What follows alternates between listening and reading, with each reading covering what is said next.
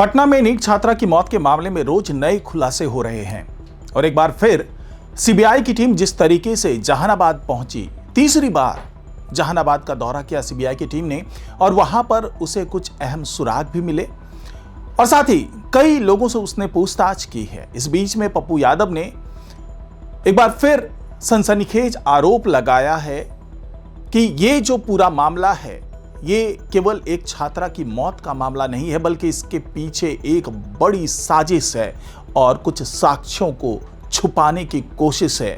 तो कौन है इसके पीछे का वो सफेद पोश, नकाबपोश जो पूरे मामले को दबाने में जुटा हुआ है और इसके पीछे का पूरा खेल क्या है, जानेंगे आज की इस रिपोर्ट में। तो इस रिपोर्ट को आखिर तक जरूर देखिएगा। नमस्कार, मैं हूं डॉक्टर सुरजीत सिंह और आप देख रहे हैं YBN बिहार झारखंड। अगर आपने अभी तक इसे सब्सक्राइब नहीं किया है तो सब्सक्राइब कर लीजिए और अगर आपको ये वीडियो अच्छा लगे तो लाइक कीजिए, शेयर कीजिए और कमेंट जरूर कीजिए। तो सीबीआई की टीम लगातार जहानाबाद का दौरा कर रही है। एक तरफ एक टीम पटना में पुलिस अधिकारियों से, हॉस्टल के कर्मचारियों से और आसपास के जो प्रत्यक्षदर्शी हैं उससे पूछताछ करने में जुटी हुई है, जबकि दूसरी टीम जहानाबाद और मखदूमपुर का दौरा कर रही है। अब सवाल यह उठता है कि बार बार जहानाबाद क्यों जा रही है टीम। तो आपको बता दूं कि पटना में जो पूछताछ कर रही है टीम, उन्हें जो साक्ष्य मिल रहे हैं उसकी पुष्टि करने के लिए जहानाबाद का दौरा कर रही है दूसरी टीम। और वहां पर जो तमाम परिजन हैं, पहले जो गए थे, यहां जो 17 तारीख को टीम गई थी, पहले तो 15 तारीख को टीम गई, सीबीआई की 20 सदस्यीय टीम गई थी, उसके बाद फिर 17 तारीख को टीम जाती है वहां पर और जो छात्रा है उसके माँ, पिताजी, भाई, भाभी, बुआ, सब लोगों से पूछताछ करती है। उसके बाद सम्मन जारी किया जाता है मामा के लिए कि मामा हाजिर हों पटना कार्यालय में, सीबीआई के कार्यालय में, वहां उससे पूछताछ की जाएगी। लेकिन मामा वहां पर नहीं पहुंचते हैं। तो आखिरकार उसके पीछे का राज क्या है? क्यों मामा पटना के कार्यालय पर नहीं पहुंचते हैं? इससे पहले कि देर हो, सीबीआई की एक टीम आनन फानन में पहुंच जाती है जहानाबाद और जहानाबाद के पास में मखदूमपुर है, जहां पर जो छात्रा के भाई ने अपने मोबाइल को ठीक करने के लिए दिया था, वहीं पर उनका ननिहाल है, जहां से उस मोबाइल को बरामद किया गया। पहले कहा गया था कि एक दुकान में मरम्मत करने के लिए दिया गया, लेकिन वो मोबाइल एक पान की गुमटी से बरामद होती है। शक और गहराया और सीबीआई की टीम मखदूमपुर पहुंच गई, छात्रा के ननिहाल पहुंच गई और वहां पर मामा से बातचीत की, करीब 2-2.5 घंटे तक पूछताछ की, ननिहाल पक्ष के कुछ और लोगों से पूछताछ की। उसके बाद वहां पर भी संतुष्टि नहीं मिली सीबीआई को, तो पता चला कि गया जी में कुछ लोग हैं, ननिहाल पक्ष के हैं, उनसे भी पूछताछ करना जरूरी है। तो सीबीआई की टीम छात्रा के उस मामा को अपने साथ लेकर के गया जी भी पहुंचती है और वहां पे दूसरे रिश्तेदारों से पूछताछ करती है। अब सवाल यह उठ रहा है कि आखिरकार इतनी गहन पूछताछ, वो भी छात्रा के ननिहाल पक्ष से, क्यों? तो सीबीआई पूरे जो कड़ियां हैं इस पूरे मामले की, उन कड़ियों को जोड़ना चाह रही है, क्योंकि हॉस्टल में जो बयान मिल रहे हैं, जो पुलिसकर्मी बयान दे रहे हैं, जो प्रत्यक्षदर्शी बयान दे रहे हैं, जो आस पड़ोस के लोग बयान दे रहे हैं, उससे जो संकेत मिल रहे हैं वो कनेक्ट हो रहे हैं जहानाबाद में छात्रा के परिजनों के साथ में, उनके घर वालों के साथ में, उनके ननिहाल पक्ष के लोगों के साथ में। तो उन कड़ियों को जोड़ने के लिए लगातार सीबीआई की टीम जहानाबाद पहुंच रही है और पूछताछ कर रही है। तो क्या यह माना जाए कि इन लोगों के पास भी कुछ ऐसी जानकारी है जो पूरे मामले को सुलझा सकती है, सारी गुत्थियों को सुलझा सकती है? क्योंकि जिस तरीके से लगातार धमकियां मिल रही है छात्रा के परिजनों को, उनके घर वालों को, परिवार वालों को, उससे अब यह संकेत मिलने लगे हैं कि इसके तार जहानाबाद से जुड़े हुए हो सकते हैं। अभी तक पूरी जांच जो है वो पटना पर केंद्रित थी कि पटना में उसके साथ हुआ है तो पटना के लोग इन्वॉल्व हो सकते हैं, यहाँ के लोग इन्वॉल्व हो सकते हैं, लेकिन अब ये तार जहानाबाद से जुड़ रहे हैं और सीबीआई को ऐसा लगता है कि कुछ लोग ऐसे हैं जो इस हत्या में या बलात्कार में इन्वॉल्व हो सकते हैं और वो जो उनके कनेक्शन है वो जहानाबाद और मखदूमपुर से हो सकते हैं। यही वजह है कि बार बार सीबीआई जहानाबाद जा रही है, उनके परिजनों से पूछताछ कर रही है, ननिहाल वालों से पूछताछ कर रही है, ये जानना चाह रही है कि क्या कुछ लोग ऐसे थे पहले भी जो लगातार इस तरह की हरकत कर रहे थे या छात्रा को परेशान कर रहे थे, या फिर कौन वो लोग हैं जो इसकी हत्या में इन्वॉल्व हो सकते हैं।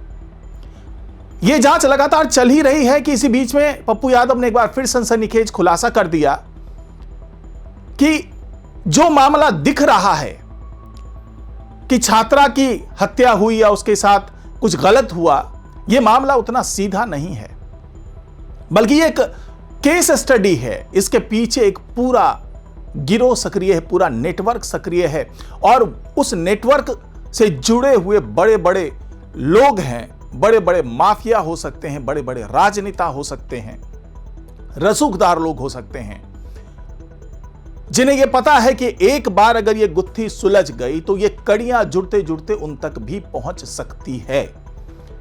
और यही वजह है कि वो नहीं चाहते कि इस नीट छात्रा की मौत की गुत्थी सुलझे और पूरे मामले की लीपापोती की जाए, यानी कि साक्ष्य को दबाया जाए।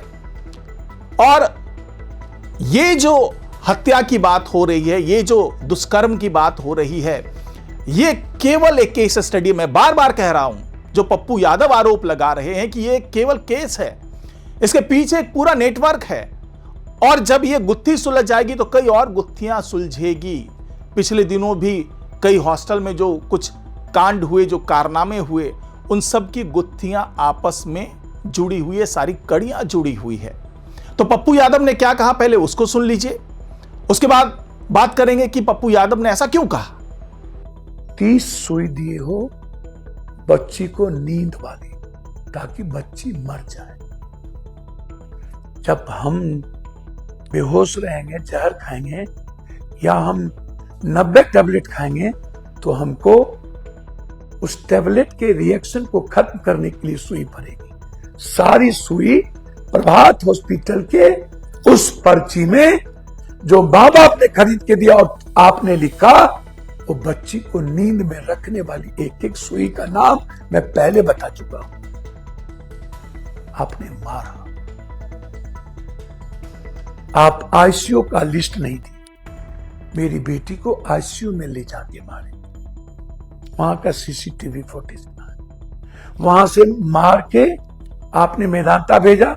मेदांते में भी उसको 5 सुई पीली, 500 सुई नींद की पड़ी, सोने की पड़ी, बेहोशी की पड़ी। मतलब फिनिश्ड कर दो। पहले आपने क्या किया, जब मेरी बेटी नींद में थी, बिना मां बाप के आपने प्रेगनेंसी की जांच कर ली। किसी की बेटी की प्रेगनेंसी की जांच करोगे आप, लॉ कहता है आर्टिकल 12, आर्टिकल 36 और आर्टिकल 35 में किसी की भी प्राइवेसी बगैर उसके या बगैर उसके मां बाप के आपको राइट है। और जब बच्ची बेहोश थी तो आपने प्रेगनेंसी इसीलिए देख लिया ताकि ऐसा कुछ होता तो बच्ची को चरित्रहीन बना के दुनिया में परोसते और इस केस को रफा दफा कर देते। जब बच्ची की प्रेगनेंसी नहीं निकली तो आपने और बाहर के लोगों ने और सीनियर एसपी, अन लोगों ने, सब लोगों ने के नजर में, मैं यह नहीं कहूंगा सीनियर एसपी परिचित कुमार जी या कोई बेचारे साजिश कर दी, लेकिन नॉलेज भी सबके पास थी, सब कुछ। मेरा सिर्फ इतना सवाल है कि जब पोस्टमार्टम हुआ नहीं, हम पीएमसीएच गए नहीं, तो आपने कैसे कह दिया। मेरा एक सवाल है और इसको दुनिया आज सुन ले, मैं इसी बात पर कायम रहूंगा कि बलात्कार नहीं हुए। ये आपको किसने बताया? सतीश ने, ज्ञानी डॉक्टर ने। तो सतीश किस आधार पर बताया? पोस्टमार्टम जब नहीं हुई, पोस्टमार्टम 12 तारीख के बाद, 12, और आप कह रहे हो बलात्कार नहीं हुई 8, 7 को कह रहे हो जहर खा लिया या टैबलेट खा लिया। तो सिर्फ पप्पू यादव, पूरे बिहार इस केस को जानना चाहता है। और हम सारे विपक्ष के नेताओं से आग्रह करेंगे, राजनीति मत कीजिए इस पे, हाथ जोड़ता हूं। सबकी बच्ची सुरक्षित नहीं है, इन नेताओं के, पदाधिकारियों के और माफियाओं के बाल बच्चे से। तो आपने सुना कि पप्पू यादव बता रहे हैं कि जो कुछ भी हुआ लड़की के साथ में, वो बेहोशी की हालत में मिली जरूर, लेकिन उसकी हत्या हुई है। 30 इंजेक्शन लगाए गए लड़की को प्रभात मेमोरियल हॉस्पिटल में। उसकी प्रेगनेंसी टेस्ट की गई। क्यों की गई?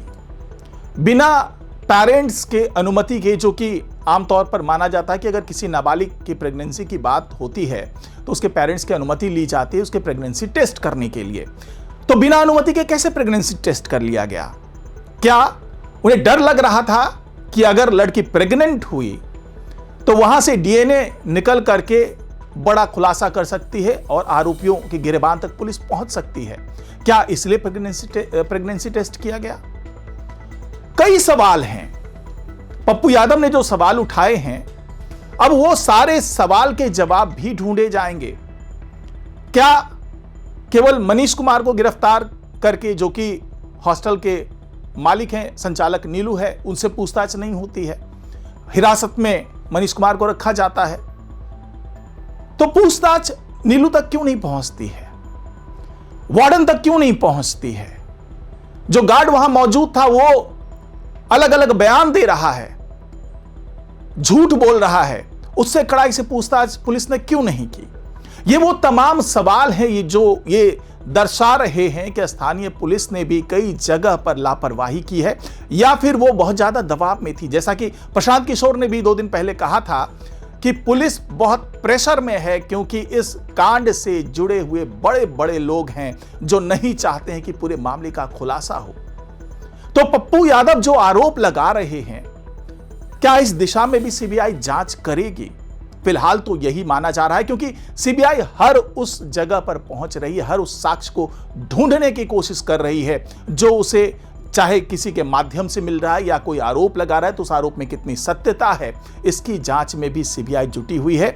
और आने वाले दिनों में जांच का दायरा धीरे धीरे बढ़ता जाएगा। अभी पटना और जहानाबाद में जांच हो रही है और अलग अलग टीम अब सब जांच के लिए गठित कर दी गई है। सीबीआई की 5 सदस्यीय टीम, 2-3 टीम अब अलग अलग जगहों पर जाकर के पूछताछ भी कर रही है, जांच भी कर रही है। पुलिस पूछताछ करने वाली टीम अलग है जहानाबाद, और वहां जाकर के पूछताछ करने वाली टीम अलग है। अब हॉस्टल संचालक और जो कोचिंग के संचालक हैं, जो प्रभात मेमोरियल हॉस्पिटल के डॉक्टर्स हैं या एम्स के डॉक्टर्स हैं, तो सभी लोगों से अब पूछताछ करके सारे साक्ष्य भी जुटाए जा रहे हैं। और साथ ही जो फॉरेंसिक लैब में जांच की गई थी, जहां पर यह पाया गया था कि अंडरगारमेंट्स में ह्यूमन स्पर्म मिला है, तो वो किस आधार पर इसकी जांच की गई, कैसे वो सबूत पाया गया, उसके बाद पुलिस ने क्या कार्रवाई की, जो डीएनए सैंपल्स लिए गए थे उसका क्या नतीजा निकला, क्या कहीं कोई चूक हुई है, क्या और डीएनए सैंपल लिए जाने चाहिए, और अभी तक पुलिस क्यों नहीं आरोपियों तक पहुंच पाई और किस नतीजे तक पहुंची, वो तमाम चीजें हैं